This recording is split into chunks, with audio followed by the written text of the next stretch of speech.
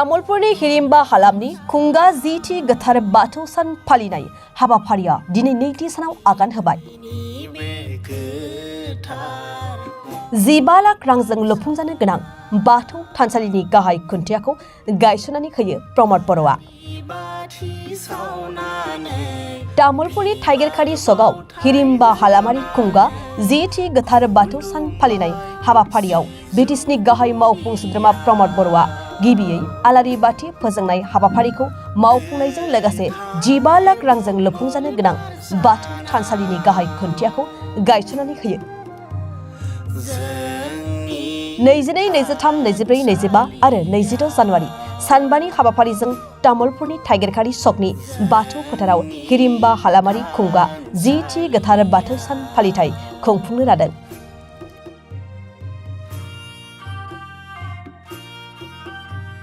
मैया 22 जानुवारिनिफ्राय सोलिनाय तामुलपुरनि थाइगेरखारि सगाव हिरिम्बा हालामारि खुंगा जीथि गोथार बाथौ सान फालिनाय हाबाफारिनि दिनै नैथि सानाव फुंबिलिनि समाव ब्रिटिशनि गाहाय मावफुं सोद्रोमा प्रमद बर'आ बाहागो लानानै बाथौ थानसालियाव आलारि बाथिखौ फोजोंजेननायजों लोगोसे 15 लाख रांजों लुफुंजानो गोनां बाथौ थानसालिनि गाहाय खुन्थियाखौ गायसननानै होयो।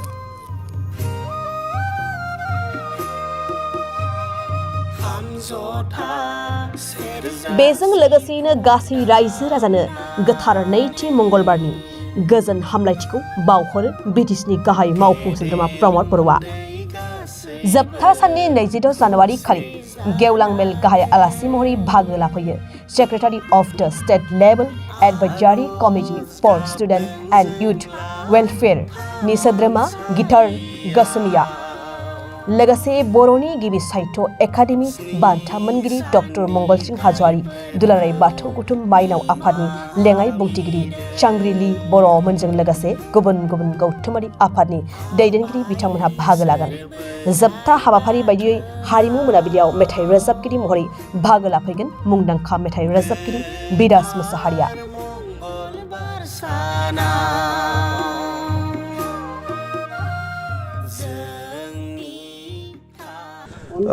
दिनै गोथार बाथौ साननि आङो बयनिसिमबो गाहाम हामलायनायखौ बावदों आरो आफा बोराइ बाथौनि खाथियाव आर'ज गाबदों जे बर' माहारिजों लोगोसे बुहुमनि गासैबो सुबुं माहारिखौनो बयखौबो आलो गोजोनै जेन' लाखियो आरो लोगोसे बयखौबो गावबा गावनि जिउआव जिफोर खैदां खैफोदफोर फैयो बेफोरनिफ्राय बयखौबो उदां खालामो।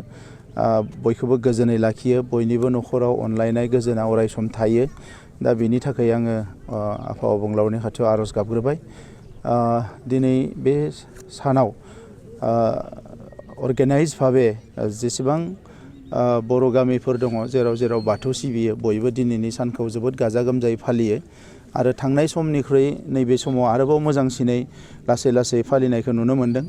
आगोलफ्राव धोरोम सिबिनाय हाबाफारिफ्राव जोंनि बैसोगोराफ्राल' बाहागो लायोमोन नाथाय आथिखालाव लाइमोनफोरखौबो बाहागो लानाय नुनानै मोजां मोन्दों। मानोना आब्रुथि मोनसे हारियाव आब्रुथिया धोरोम सिबिनायनि गेजेरजों फैयो आरो बे आब्रुथिखौ जोबोद गोनां जायो। मोजां गाज्रि पाप पुण्य बेफोरखौ बिजिरनो हानाय साफ्रोमबो सुबुंनाव फैयोबासो हारिया सोदोमस्रि गोनां जायो। दा बेनिखायनो बाथौ सिबिनायनि गेजेरजों बर' माहारिया आरोबाव सोदोमस्रि गोनां जाथों आं बेखौ अरायसम हास्थायो आरो दिनै बाथौआनो जोंनि बयनिख्रुइ गुदि। बाथौनि जिखिनि आर'ज गाबनायाव दामजु जिखिनि बाहायो खाम सिफुं जथा बियो गोदो गोदायनिफ्रायनो बाहायबोदों आरो बिनिफ्रायनो जोंनि हारिमुनि गुबुन गुबुन बिथिंफ्रा दिनै ओंखारबोदों। दा बेनिखायनो बाथौखौ जों जेसेबां गोख्रोङै सिबिगोन जोंनि हारिनि थामोनथा हारिमुनि सिनायथि हारिया आरोबाव जोंनि गासैबो बिथिंखौ लानानै गोख्रोंसिनै थांनानै थानो हागोन। दा बेनिखायनो नैबे समाव आं बाथौ महासभानि दैदेनगिरिफोरनोबो गाहाम हामलायनाय बावो आरो जायफ्रा जिल्ला बियाफ्राव खामानि मावनानै दङ बिथांमोननोबो आं हामलायनाय बावो। थाइगेरखारि ओनसोलाव बिथांमोना जोंनि माखासे दैदेनगिरिफ्रा लाइमोनफ्रा बयबो खौसे जानानै मोजां मोनसे थानसालि लुनायनि प्लेनिं खालामदों। दा बेवहाय फार्स्ट फेज हिसाबै जोङो बेवहाय 15 लाख रां होनाय जादों। दा बिथांमोना लुनो थाखाय आरोबाव गुबुन गुबुन सर्सनिबो बाहायदों। उनाव नांगौ जायोबा एसे आरोबाव जों सरकारनिफ्राय होनो नाजागोन। आङो मिजिंथिदों बे थानसालिखौ लुखांनाय लोगो लोगोनो बे बेसेबा गिदिर मोनसे ओनसोलनि रायजो राजाफ्रा जेब्लायनो गोनां जायो सिबिनो हागोन।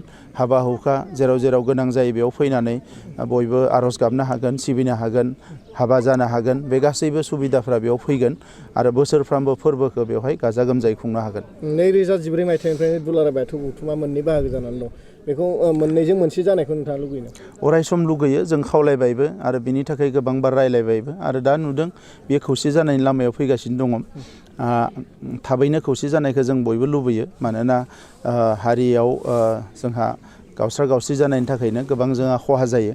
दा नंखायनो धोरोमनि बिथिङाव खुनु कारनावनो जाहाथे गावस्रा गावस्रि जाया बेखौ आं खावलायो। सार, बाथौ फुजानि मुङै गोबां जौ जुवा बेफोरबायदि मेल खुङो, बिनि सायाव मा खालामनो सानदों? आगोलफ्राव गोबां नुयोमोन, नाथाय दुलाराय बर' फरायसा आफादा माखासे गोख्रोङै खामानि मावबोदों बिनि सायाव। आरो दायो आं लासै लासै नुदों बियो जोबोद खमायबाय। दा बेनिखायनो आं खावलायगोन बयखौबो जे धोरोमा जाबाय शुद्धिकरण एबा गावखौनो गोथार खालामनो थाखाय, अबंलावरिखौ मोननो थाखाय जोङो मोनसे गोथार खामानि मावो। आरो फारसेथिं जौ जुवाया नाखि जोंनि आखुखौसो गाज्रि खालामो। दा आखल आखुखौ गाज्रि खालामग्रा आरो धोरोम सिबिनायनि थाखाय गावखौनो गोथार खालामनाय, बे मोननै बाथ्राया गोरोबा जायो। दा नंखायनो इसोरखौ मोननो थाखाय, आफा बोराइ बाथौखौ मोननो थाखाय जों आर'ज गाबनांगो, जोङो खुलुमनांगो, जोङो सिबिनांगो।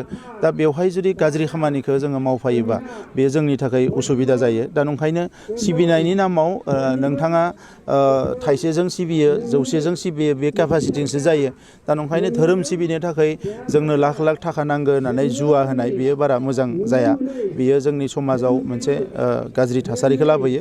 नंखायनो आं बयखौबो खावलायगोन जाहाथे धोरोम सिबिनायजों लोगोसे बेबायदि जुवा बायदिसिनाफ्रा फैफाया।